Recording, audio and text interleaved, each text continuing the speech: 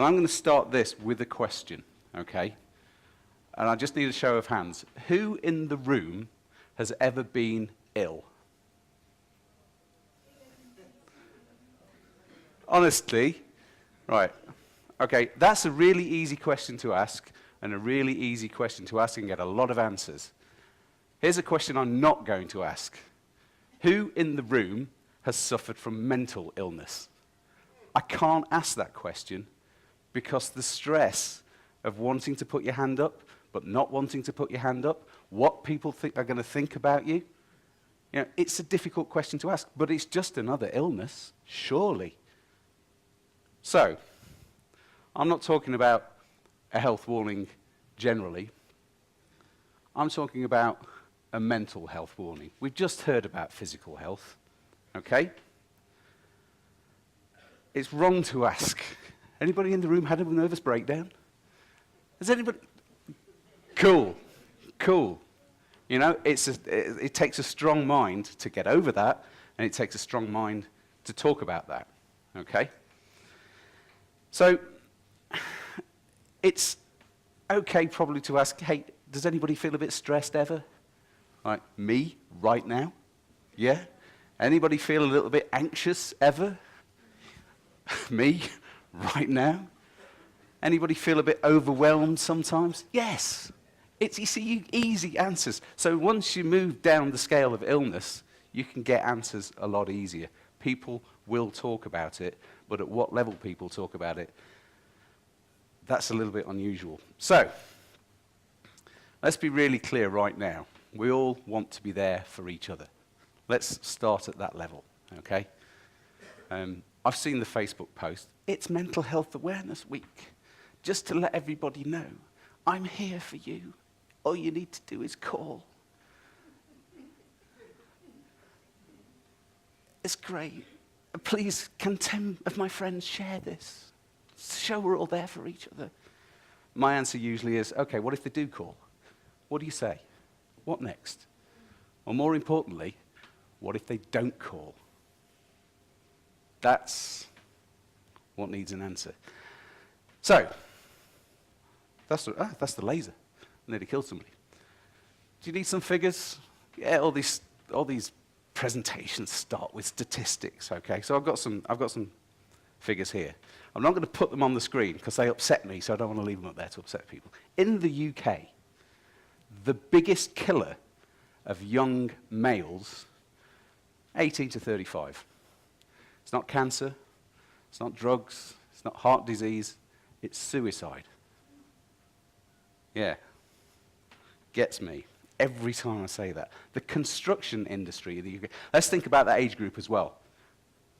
Okay? That's our demographic. I work for a trade association that represents self-employed technicians in the events industry. It's a male-dominated industry. Therefore, those statistics give us a problem. The construction industry, male-dominated. Accidents in the construction industry in the UK kill one person a week, 50 people per year. That's accidents on site. They lose 200 people a year to suicide. 4 times as many people in the construction industry die through suicide than through accidents. So clearly, something needs to be done. We have a charity. The PSA has a small charity. It's called Stagehand. 2 years ago, we looked at the claims that people made when they were ill. People get ill. They can't work, we help them out, okay? 3 claims, all 3 people were through some kind of mental illness, okay? One after a bereavement had a nervous breakdown, one guy had an illness already, incomplete suicide attempt. We helped their families out. We thought, hang on a second, if this is going to be the statistic we're going to see, we might be able to do something more positive about it. So you get the figures. But before you get the figures and do the research, you have to do research into your industry. So a few people have done a few things in the UK, in the music industry and the associated industry. The things that have been done, well, first of all, you have to have a conversation. That's what we did around the trustees meeting at our charity. We had a conversation. What can we do? Is this a thing we can do something about? Conversations happened with other trade associations. Plaza had conversations. people in the music industry have had conversations and decided something needs to be done. After the conversation, what you need then is research. 10 years ago, thereabouts, research was done in Australia that found that suicidal thoughts in people in the music and creative industry and the support industries around those, they were a higher percentage than the normal population. Guess what? Drug use and overconsumption of alcohol is higher than the general population. Big wow, it's rock and roll, you know. But drug use leads to mental health issues. Mental health issues always can lead to drug use because you're trying to self-medicate, you're trying to mask an issue. It works two ways. So we already had some research, but an organisation in the UK, a very well-funded charity in the UK called Help Musicians UK, did their own research. And guess what? The figures they got and the statistics that came out were very similar to the Australian research. And they talked about musicians and creative people. And some of the reasons behind that, it's obvious. Some of the findings they had were basically that, you know, in our business, especially the people who create the material, it's personal to you. Your work is personal to you. It's how you define yourself. And you put your work out into an arena of critics, whether it's the press or the fans who don't like the latest album, and that's part of you. So it's going to take you, if the critics are down on you, it's going to possibly bring you down. So that's why the industry, on top of all this, and we've heard about it already, late nights, long hours, mistakes get made, other people make a mistake, you have to undo it, stress gets involved, you forget to eat, you don't eat enough, you don't drink enough water, you drink sugary drinks, you have caffeine, you go up, you go down, you feel tired, you maybe self-medicate on the tour bus. All those things add up to a problem, and it's not just the physical problem, it's the mental problem. And they have done the research. And they made some recommendations. 3 recommendations from the research. Education is needed, training, okay? We need an industry code of practice on how to look after each other, and possibly an industry-specific support service. And all those 3 things are happening in several different ways, okay? These 2 people, music support was solely launched to provide a support line for the music industry. It was launched by basically 3 ex-alcoholic drug users. Music manager, a musician, a tour manager who got sacked from a big international tour because he was drunk all the time. They all cleaned themselves up, they all went for a coffee, they didn't go for a beer, and they sat around and said, you know what, we should do something to help people because we're not the only ones, and we could see it happening to other people. So they just sort of thought, we'll get some money together, we'll have a free phone, 24-hour support line for the music industry. And to start with, it was about drug and alcohol issues, but now they realize that all of those are connected with mental health issues. So they can take a phone call 24 hours a day and signpost somebody to the support that they need. And they've been going for about a year, and they have literally, quite literally, saved lives. People have said, you were my last phone call before I died, which turned into the first phone call of the rest of their life. So they should be proud. So things are being done. The code of practice, well, this is just a screen grab. The Music Managers Forum in the UK has put together a guide to mental health and how to look after ostensibly artists. But you think about it.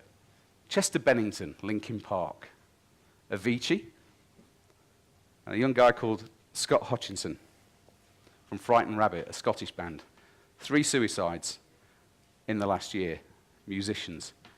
Successful, wealthy, glamorous lifestyle people who thought the only answer to the stress they were feeling was to just check out. And it's not just those people. I mean, Al Beachy, the rigger, and a guy called Charlie, one of the best friends of our chairman, took his own life not long ago. So we feel a moral and personal obligation to do something about it. So this guide exists. It's going to expand into guidance for live touring personnel as well, because we got involved with it. What we're doing, we took the recommendations, and this is our key phrase. This is our message. We need to improve our approach to mental health. We need to make it better. It's okay to talk, but we need people who are okay to talk to. We need to have a more positive approach to mental health, the positive approach on the tour. If you get flu on the tour bus, your mates will carry you. They understand it. But does that translate to other issues? If there's something, you're on the other side of the world, something's gone wrong at home, and you're upset about it, do you get carried in the same way? So, improving our approach to mental health. Companies improving their approach, the industry improves its approach, and individuals improve their approach. To do that, there are some easy things that already exist that we've tried to get our industry to adopt. Time to Change, it's a charity, and it helps companies pledge to improve their approach. It encourages them to have a mental health champion in the company. It encourages them to get people trained in what's called mental health first aid. I'll talk about that in a minute. It just encourages people to recognize and have a positive approach. And for companies, that means less sickness absence, less people leaving the company, and greater productivity, because everybody's working together and has a better understanding. So we're encouraging people to take that pledge. Some companies in the UK have done it already. Training and education. There is a thing called mental health first aid. It was started in Australia. It exists in the UK. It exists in America. And do you know what? I've actually found it. There's somebody providing mental health first aid training in South Africa. So you got what mental health first aid is remember that Facebook post? What if they don't call? Mental health first aid teaches you how to spot the signs. It teaches you how to approach people that you might be worried about. It teaches you how to talk with those people and listen to those people. It teaches you how to encourage them to get help, whether they're already having treatment so they can go back for treatment. It encourages you to help people. It's that you've had a problem before, you've got over this before, this is how we get you over this again.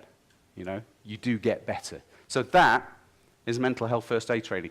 To do that, obviously, to get companies to do it, it's their duty of care to have somebody in the company to have mental health first aid training. But we're a bunch of individuals. We're a lot of freelancers on a tour bus.